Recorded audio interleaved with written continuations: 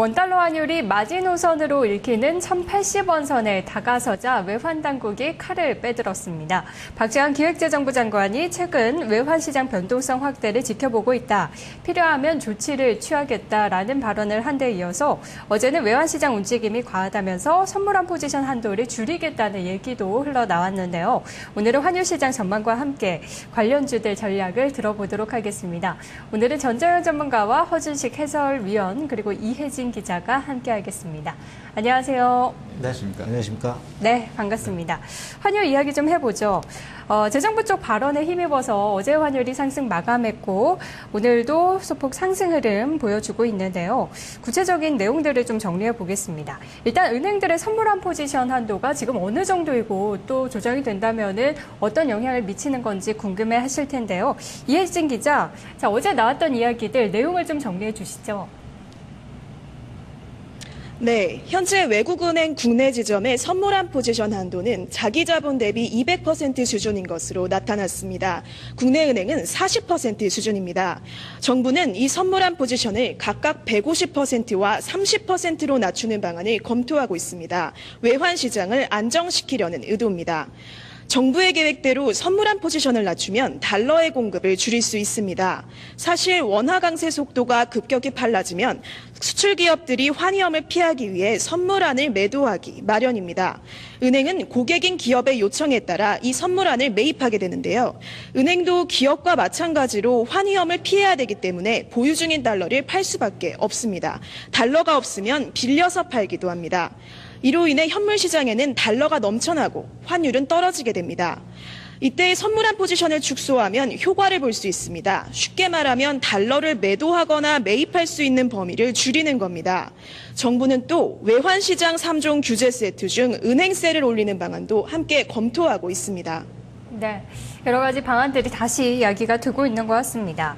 그렇다면 원달러 환율의 최근 동향 체크를 해봐야 될 것 같습니다. 어느 정도 수준이길래 개입의 강도가 점차 높아지고 있는 건지 궁금해하실 것 같은데요. 일단 해설위원님께서 이번 당국의 개입의 영향이 있을지 이런 것도 함께 체크해 주시기 바랍니다. 네, 일단 그 원달러 첫 번째 질문 원달러 환율 동향입니다. 최근 3개월 동안 하락세입니다. 9월달에 2%가 밀렸고요. 10월에는 1.8%, 또 이번 달 들어서도 한 0.4%. 낙폭은 좀 줄어들고는 있는데 여전히 하락세고요. 9월 달이 가장 컸던 이유는 이제 다들 아시겠지만 유럽중앙은행의 무제한 국제 OMT 있었었고요. 그리고 연준의 QE3도 같이 9월에 나왔었죠. 그래서 이제 아시아 통화 전반적으로 강세로 이어졌는데 이로 인해서 이제 우리 원화값도 비싸졌다리 보시면 되겠고요. 글로벌하게 보시면 지금 표에 나가는 대로 우리 그 환율 하락 속도가 가장 빨랐습니다. 올해 고점이 이제 5월 25일 날 1185원이었으니까 모두 그때 기준으로 제가 이제 구해봤는데 원화는 1080.20 어제 1080원 20전까지 장중에 밀렸었으니까 한 9% 정도 하락이 나왔었고요. 그리고 이제 호주 달러가 한 6% 정도 강세 보였었고, 또 중국의 위안화가 한 1.4% 강세였습니다. 그리고 이제 유로화가 한 3% 강세.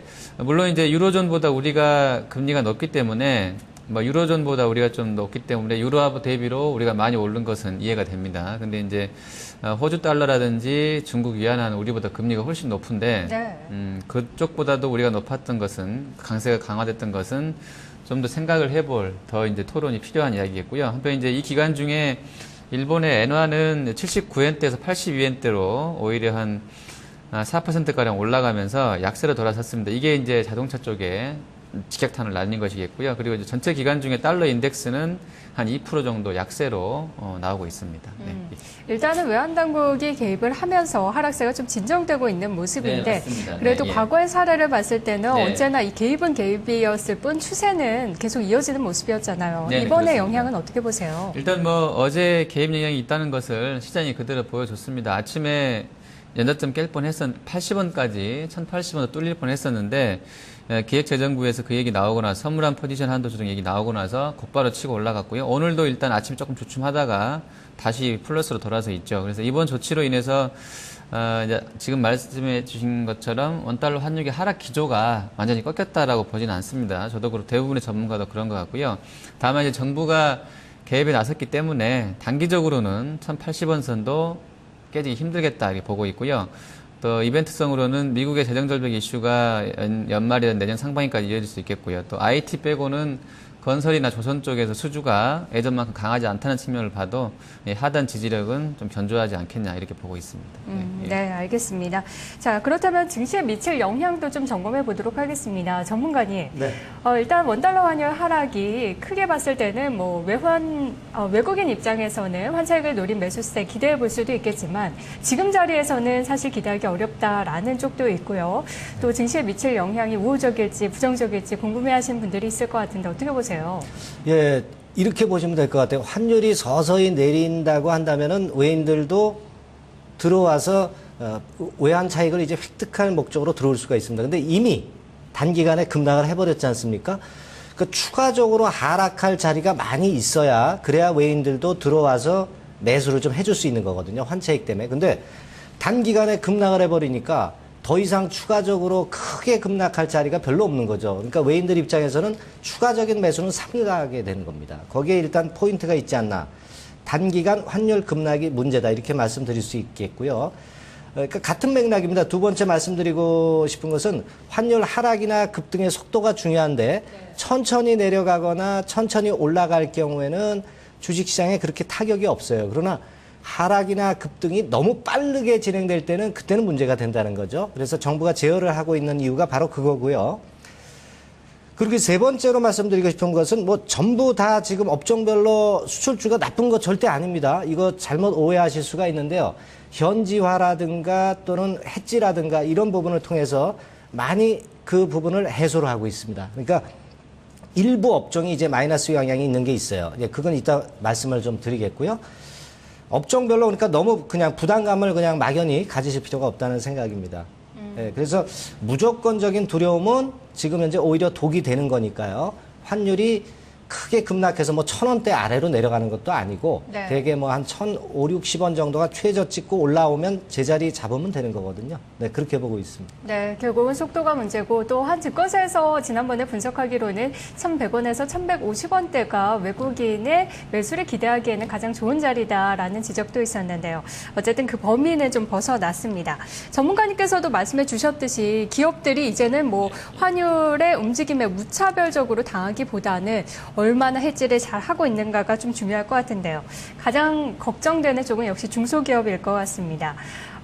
이혜진 기자, 지금 중소기업 쪽에서는 외환 환율의 변동에 어느 정도나 대처가 되고 있습니까?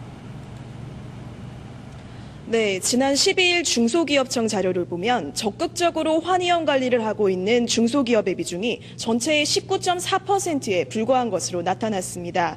이는 금융위기가 터지기 직전인 2008년과 2009년에 비해 거의 10% 정도 낮은 수준입니다. 중소기업들이 주로 가입하는 환변동보험의 인수금액도 올해 들어 1조 원에도 못 미쳤습니다. 지난 2007년과 2008년 각각 17조 원과 4조 원을 기록한 것과는 대조적입니다. 이에 따라 환율이 더 많이 떨어진다면 상당수 중소기업들이 피해를 볼 수 있습니다. 이러한 위험에도 불구하고 중소기업들이 환위험 관리에 주저하는 이유는 지난번 키코 사태의 여파 때문입니다. 중소기업들 사이에 키코처럼 복잡한 상품에 가입했다가는 손실만 볼 것이라는 불안감이 확산되고 있는 상황인데요.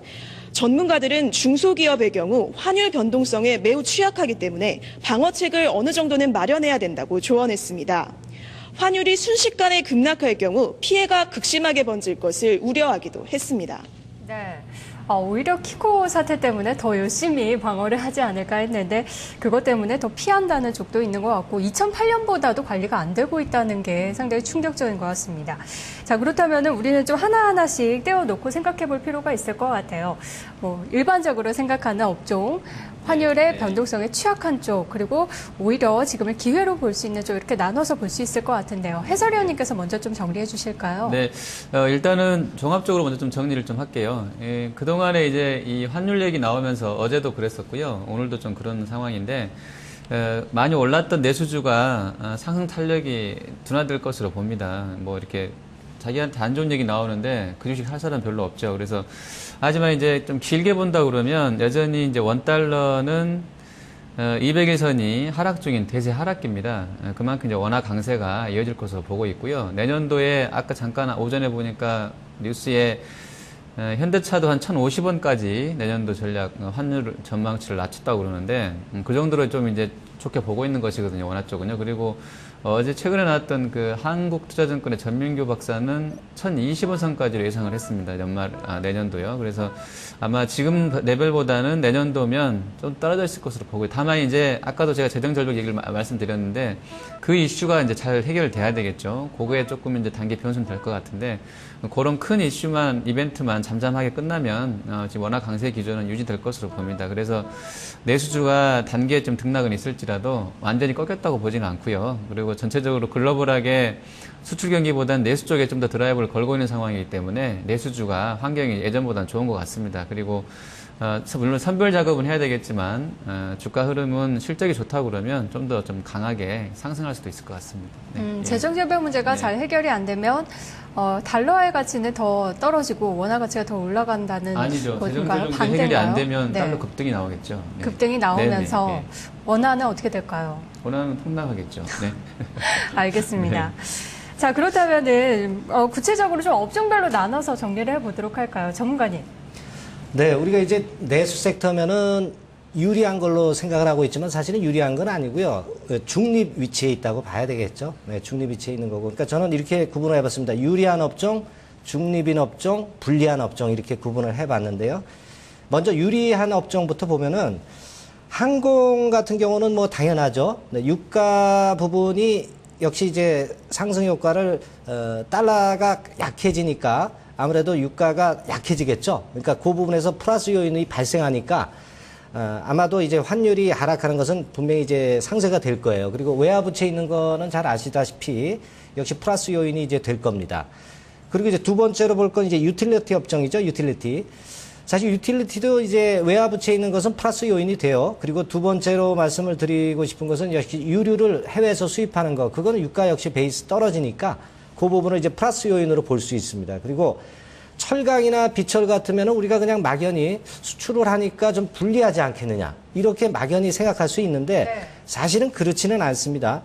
수출 비중이 좀 낮고 원재료를 해외에서 수입하는 측면에 더 비중을 두실 필요가 있어요.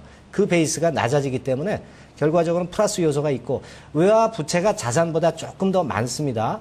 그래서 그런 측면에서 역시 유리하다고 볼 수 있고요. 여행주 같은 경우는 뭐 잘 아시다시피 원화 강세로 인해서 이제 수요가 증가할 수 있는 거고요.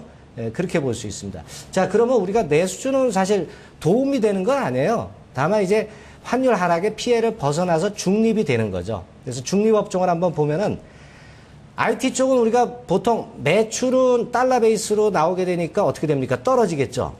그러나 비용 부분을 생각해야 됩니다. 비용에서 세이브되는 게 많기 때문에 비용이 매출을 커버하면 환율 하락에 중립이 되는 거죠.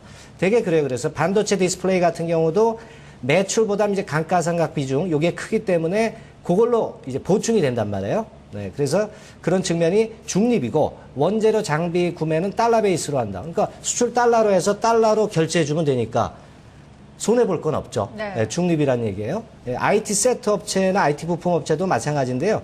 비용 달러 결제합니다. 특히 IT 부품은 조금 이제 마이너스 요소가 있는 것으로 그렇게 예상이 될 수도 있는 부분이지만 $1보다는 N달러 쪽에 좀 주목하는 게 좋습니다. 경쟁을 하기 때문에. 네. 예, 거기서 중립이 될 수가 있는 거죠. 그 다음에 또 중립업종을 또 볼 것 같으면은 내수 쪽이죠. 예, 내수 쪽은 도움이 될 건 없어요. 다만 환율 하락 때문에 피해를 보지 않기 때문에 그런 측면에서 플러스 요인이 있고, 뭐 물론 이제 음식료 같은 경우는 이제 원재료 수입 단가 떨어지니까 그 측면에서 플러스 요인이 있는 거고요. 게임 업종은요, 수출을 하는, 퍼블리싱을 하는 게임주는 좀 영향을 받습니다. 예, 그건 체크 한번 해보시고요. 조선업은 단기 분리, 중지, 유리로 보면 되고요. 화학 업종은 정유는 중립이지만 화학 쪽도 역시 중립적으로 봐야 될 것 같아요. 유산스나 해치를 통해서 균형을 맞출 수 있기 때문에 그런 면에서 중립으로 봤습니다. 네. 자, 그리고 이제 제일 중요한 게 이제 불리한 업종, 건들지 말아야 될 거. 근데 오늘 자동차 오르죠? 환율이 어제 그 얘기가 정부에서 나왔기 때문에 올라가는 겁니다. 그러나 여하튼 지속적으로 하락한다면 자동차나 해운은 피해야 됩니다. 현지화를 하고 부품을 해외 조달하고 그런 것들은 좋지만 그러나 기본적으로 불리한 점이 아직까지는 더 주가를 누를 수 있다고 봅니다. 그리고 해운은 잘 아실 겁니다. 예전에 달러와 베이스로 회계 결산을 하기 때문에 잘못 알려졌었죠. 피해 업종입니다. 예, 그렇게 정리하시면 되겠습니다. 알겠습니다. 게임 같은 경우에도 뭐 내수 섹터로 일반적으로 생각하지만 퍼블리싱을 하는 또 수출주는 다르게 분류를 해야 된다. 이런 점들 잘 지적을 해주신 것 같은데요. 이 중에서도 아마 가장 시청자 여러분들도 궁금해하실 부분이 IT나 자동차가 아닐까 싶습니다. 지금 시장에서도 가장 주목을 받고 있는 쪽인데요. 아무래도 일본의 엔화 동향이 어떻게 되느냐의 영향을 또 가장 크게 받을 것 같은데요. 이제 12월 16일 총선에서 제1당으로 부상할 가능성이 높은 게 일본의 자민당인데 그쪽에서 이제 엔화 관련해서 굉장히 이야기들이 많아요. 대표적으로 윤정기를 돌려서 무제한으로 화폐를 발행하겠다 이런 발언까지도 나왔습니다. 현실성은 낮지만 그만큼 좀 강력한 대책이 나오지 않을까 하는 생각이 있거든요. 허 의원님 어떻게 보세요? 네, 일단 일본에서 지금 그 GDP 대비 부채가 뭐 그 200%인가요? 가장 높은 나라로 알고 있는데 자국이 많이 갖고 있어서 크게 문제는 안 된다고 하는데요. 어쨌든 그런 부담이라든지 그동안에 계속 제로금리였는데 사실 이제 이론적으로만 원론적으로만 따지면 그 돈 풀고 금리 내린다고 돈 안 쓰던 사람들이 쓰지는 않습니다. 그 이제 심리를 좀 자극을 하겠다는 것이지 실제로 그런 경우는 실제 그 실물 경기에서는 잘 이렇게 그러니까 입증이 안 된 사례가 훨씬 더 많고요. 그런 면에서 본다 그러면 실제로 이제 정부가 정권이 교체되고 나서 그 반대하고 일부에서 반대하고 있는 그런 정책들을 펼지는 좀 의문입니다. 그래서 좀 봐야 될 것 같고요. 오늘 현대기아차 반등은 아까 이제 원달러 반등과도 연결이 있겠지만 오늘 증권사에서 리포트를 제시를 했어요. 11월 달에 미국 현지 판매가 오히려 와이어로 증가할 것이다. 뭐 이런 기대 나오면서 한국 타이어까지 같이 올라가는데 뭐 이런 부분도 있는 것 같아요. 그리고 워낙에 이제 밸류가 현대기아차는 PER 5배 수준밖에 안 나오고 있기 때문에 언제든 조금만 누가 촉매를 주면 금방 급등도 할 수 있을 것 같습니다. 다만 이제 아까 말했던 원엔 환율이라든지 이런 쪽들은 계속 올 들어서 뭐 100엔당 한 200원 급락하고 있기 때문에 이런 점들은 부담일 것 같습니다. 네, 예. 원엔 환율의 추이 좀 봐야 될 것 같은데요. 전문가님, 엔화 역세로 일본 증시가 최근 잘 갔잖아요. 원엔 환율의 영향 IT나 자동차가 받을 가능성 어떻게 보십니까? 그러니까 일반적으로 우리가 환율, 원엔 환율이나 이 환율 문제에 있어서는요, IT 섹터가 그래도 조금은 제가 볼 때는 저항력이 좀 있다고 보여집니다. 물론 이제 자동차 섹터 같은 경우도 과거에 이제 그런 원엔 환율이 변할 때, 경쟁에서 사실 성공하면서 그 점이 플러스 요인으로 이제 작용이 돼서 말하자면 이제 과거에 그 자생력이 있다 이렇게 볼 수 있겠죠. 그러나 제가 볼 때는 자동차 섹터는 역시 환율 영향을 제일 크게 받습니다. IT 쪽은 아까 말씀을 드렸다시피 매출액 달러 베이스로 마이너스 요인이지만 비용에서 그게 상쇄가 되기 때문에 IT 쪽은 너무 환율에 민감하실 필요는 없지 않겠나 그런 판단 들고 또 미국 경기도 조금씩 회복되고 있으니까요. 그러나 자동차 쪽은 이제 직격탄이라고 봅니다. 그러나 자동차도 지금 현재는 그런 부분이 선 반영되었다는 거죠. 그래서 지금 현대차나 기아차 같은 경우 쌍바닥을 만들려고 하고 있죠. 네. 바닥을 좀 다지는 과정 속에서 단기적인 어떤 트레이딩 매매 이런 게 적절한 구간이 될 것으로 저는 봅니다. 단기적인 매매는 가능할 것이다. 네, 자, 그렇다면 또 하나 궁금한 부분이 이렇게 우리가 원달러 환율의 추이 동향에 대해서 점검을 해보는 와중에 그럼에도 불구하고 환율의 수혜라는데 왜 안 가는가라는 쪽이 또 생길 것 같습니다. 원달러 환율의 하락 추이에도 불구하고 대표적으로 항공주 가운데 아시아나항공 같은 경우는 오늘도 52주 신저가를 기록하고 있습니다. 내용을 보니까 너무 비싼 항공기를 도입해서 거기에 대한 부담들이 좀 있다고 하는데 그럼에도 불구하고 너무 안 가는 거 아닌가 하는 생각도 들거든요. 어떻게 보세요? 일단 아시아나는 그 밸류에이션으로 봤을 때 좀 그 문제가 있죠. 그리고 아직까지도 뭐 부채 관련된 리스크도 좀 있고요. 사실은 이제 항공사들은 리스를 해오기 때문에 뭐 제가 예전에 기사를 쓰면서 그 항공회사들은 운송회사가 아니라 리스회사라고 말씀드렸던 금융회사라고 말씀드린 이야기가 있는 기억이 있는데요. 그러니까 돈을 빌려다가 그걸 가지고 항공기를 사다가 그걸로 장사하는데 사실은 원화라든지 이런 것들이 훨씬 더 영향을 좀 많이 주죠. 유가보다도 원달러 환율이 좀 중요한데 일단 주가가 그러한 부분들을 반영하지 못하고 있다는 것들은 아마 그 환 이외에 어떤 요인이 있을 거라고 보고 있고요. 수급적으로도 항공주는 대한항공이 지금 KAI 그 한국 항공우주 관련 때문에 인수권 때문에. 그렇죠. 섹터가 전체적으로 좋지 않은 상황이고 네. 글로벌하게 경기가 지금 IT를 제외하고는 조금 좀 부진하기 때문에 그런 쪽들에 대한 어떤 그런 그 우려들도 좀 반영이 되고 있는 것 같고요. 전체적으로는 주가 약세는 실적, 펀드멘털 이런 쪽을 좀 더 반영하는 것 같고, 원화 강세 관련해서는 수혜주인 것은 맞는데 실적에 대한 우려라든지 기업 고유의 요인 때문에 못 오르고 있다, 이렇게 판단이 됩니다. 네, 그런 부분들이 좀 더 해결이 돼야 갈 수 있다는 말씀이시네요. 전문가님 생각은 어떠세요? 항공주의 부진. 제가 볼 땐 두 가지 모멘텀입니다. 지금 대한항공은 말씀하신 것처럼 이제 한국 항공우조권도 있지만 환율이 하락했을 때 대한항공이 과연 평가 차익이 높은가, 아시아나항공이 높은가를 잘 봐야 됩니다. 근데 10원 하락할 때 대한항공은 대개 한 700억 정도, 그 정도의 플러스 요인이 있어요. 근데 네. 아시아나 같은 경우는 대개 한 80억대. 그 정도 차이가 지고 있거든요. 그렇다면 뭘 사겠습니까? 아무래도 대한항공이 낫다는 얘기죠. 그런 측면을 잘 생각해 볼 필요가 있고, 두 번째 포인트는 역시 단거리 노선에 주력하고 있는 아시아나이기 때문에 유가 하락이나 환율 하락의 영향을 좀 덜 받는다는 거죠. 중장거리 노선을 하고 있는 대한항공 쪽이 그렇기 때문에 좀 유리하다. 그 두 가지 부분입니다. 그러네요. 사실 여러 가지 부분 생각해 보니까 잘 못 갔던 이유에 대해서도 설명을 잘 해주셨던 것 같습니다. 자, 그렇다면은 또 추가적으로 우리가 항공주에 대해서는 얘기를 나눠봤지만 지금 환율의 영향을 좀 덜 받고 있는 쪽이라던가 이제는 좀 악재를 다 반영하고 오히려 추가적인 상승이 기대된다 하는 쪽은 어디가 있을까요?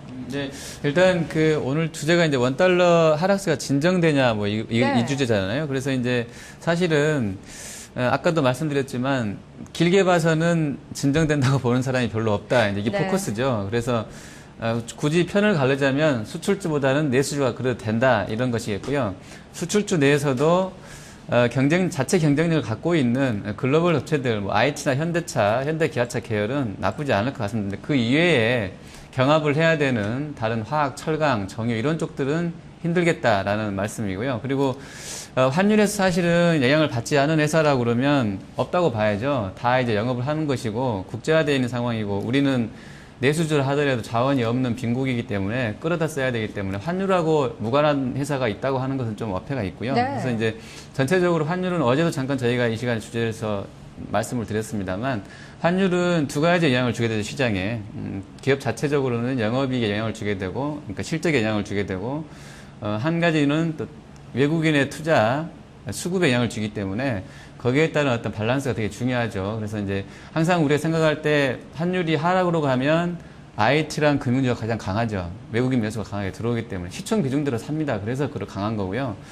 그리고 이제 올라가기 시작하면 그 두 개가 별로 안 좋아지겠죠. 그래서 삼성전자가 실적이 아무리 좋다 하더라도 여기서 환율이 강하게 뛰어 올라가 버리면 오히려 매물이 나올 수도 있다는 점들은 좀 말씀을 드리고 싶고, 다만 이제 아까도 말씀드린 대세가 200일선이 꺾여서 내려오고 있기 때문에 원달러 환율이 내수주가 오늘 상당히 힘들어지는데요. 어제 오늘 내수주가 많이 밀려나는데 특히 음식료가요. 이런 쪽들은 적절한 그 이평선 상에서 적절하게 매수를 하신다고 그러면 성과가 좀 더 나을 것으로 봅니다. 네. 예. 전재현 전문가님께서도 마지막으로 업종들 좀 정리를 해 주시죠.